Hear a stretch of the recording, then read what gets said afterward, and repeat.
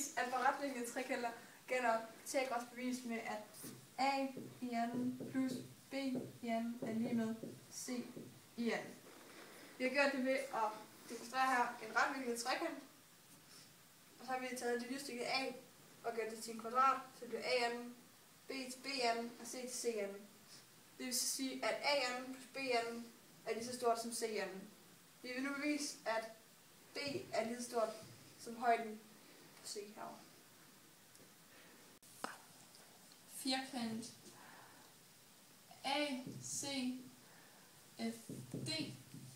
er lige så stor som trekant, eller 2 gange så stor som trekant ABD. Og det her det er firkant ACFD, og den er lige så stor som 2 gange ABD. Firkant AEGC er lige så stor som 2 gange trekant AEC. Og det her det er firkant AEGC, som er lige så stor som 2 gange trekanten AEC. Vinklen ABD er lige så stor som vinklen ABC plus 90 grader. Det er trekanten ABD, og den får vi ved at sige her ud fra trekanten ABC, vinklen A her, plus de 90 grader for kvadratet ACDF. Ja, så vi ved, at 90 grader er kvadrat. Og samme gælder med vinkel AEF er lige så stort som vinklen ABC plus 94 grader. Det er så trekanten her. C, som gælder her, og den tager vi igen ud fra en retvinklet trekant med vinklen A plus de 90 grader fra kvadratet.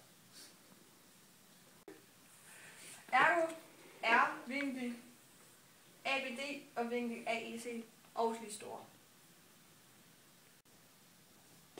Linjestykke AE er lige så stort som stykke AB. Altså den her og den her, og A og B, de er lige store. Stykke A, D er lige så stort som stykke A, C.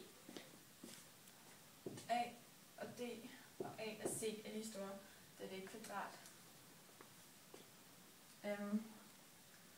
Trekant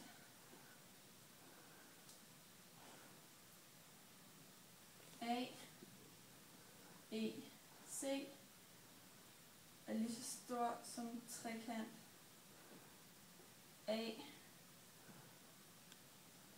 B, D. Den er trekant A, E, C og trekant A, B, D. Og derfor er firkant ACFD lige så stor som firkant AEGC. Og ud fra det så har vi bevist, at A i anden plus B i anden er lige med C i anden.